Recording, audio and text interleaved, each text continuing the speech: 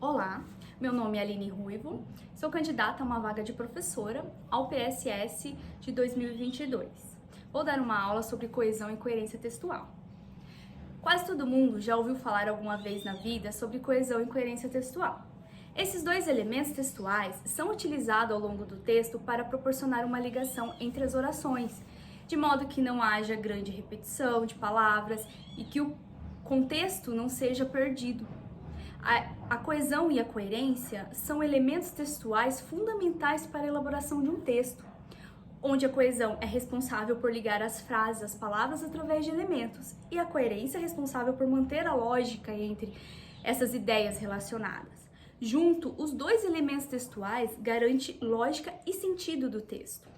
Isso significa que tanto a coesão quanto a coerência possuem grande importância para a produção desse texto. Além disso, uma depende da outra para que o texto seja legível, para que esse texto tenha uma lógica, para que seja interessante. Vamos entrar mais detalhadamente na coesão e na coerência. Vamos começar pela coesão textual.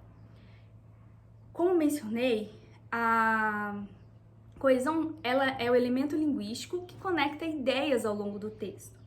Com ela, é possível relacionar todas as partes desse texto de uma forma que os fatos sejam narrados em uma sequência de acontecimentos.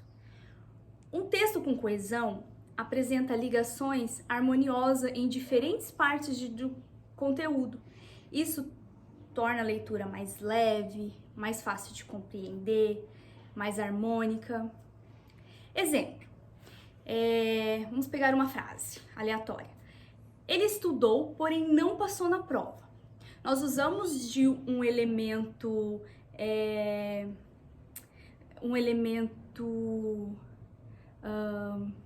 conectivo para relacionar essas frases. Usamos a palavra porém.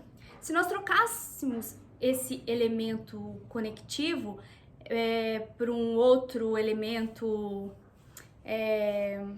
por exemplo, ele estudou e não passou na prova. Fica contraditória a frase. Ele estudou e não passou na prova, né? Ele estudou, correto é, ele estudou, porém não passou na prova. Nós só podemos trocar esse elemento conectivo de adversidade por outro elemento de adversidade, que manteria o mesmo sentido, a mesma coesão. Ele estudou, todavia não passou na prova. Ele estudou, no entanto, não passou na prova. Você percebe que ele mantém o mesmo sentido da frase. Um outro exemplo que a gente pode citar. Legumes são importantes para a saúde e as frutas também. Se colocássemos essa frase de maneira diferente, legumes são importantes para a saúde, as frutas também são importantes para a saúde. Nós estaríamos repetindo uma coisa que já havia sido dita. Então, podemos usar o elemento de substituição para evitar essa repetição. Legumes são importantes para a saúde e as frutas também. Tá? Um outro exemplo. Assim que ela ligar, eu te aviso. Usamos de correlação verbal para a lógica do tempo verbal. Assim, ela vai apresentar uma sequência de acontecimentos, como começo, meio e fim. Se usássemos esse tempo verbal em qualquer outro tempo, senão no que usamos no futuro, não ficaria legal. Um exemplo, assim que ela ligar, eu te avisei. Não fica legal, não dá certo. Então, teremos que usar o verbo no mesmo tempo para poder ter uma lógica, uma sequência de acontecimentos, certo? E quanto à coerência textual, o que ela é? Ela determina o significado e a interpretação de cada conectivo utilizado para interligar as frases, os elementos, as palavras de um texto. Para o texto ser coerente, ele tem que apresentar sentido de linguagem harmoniosa, lógica, ele tem que ter uma conexão entre as ideias, ele tem que complementar essas informações. A coerência de um texto ocorre pela utilização das seguintes abordagens: o princípio da relevância, que esse princípio, ele apresenta sua própria relevância, mesmo que elas tenham sentido quando analisadas de forma isolada. As ideias devem ser apresentadas com sentido lógico e de correta interpretação. Um exemplo: o homem tinha fome, mas não tinha dinheiro em sua carteira. Por isso foi ao banco e sacou uma quantia. Em seguida foi almoçar em um restaurante. Nós temos uma ideia de sequências. Ficaria incorreto, por exemplo, se nós colocássemos: o homem tinha fome, mas não tinha dinheiro em sua carteira. Foi almoçar em um restaurante e em seguida foi ao banco e sacou uma quantia. Fica uma ideia totalmente desconstruída, totalmente desorganizada. Podemos também usar o princípio da tautologia.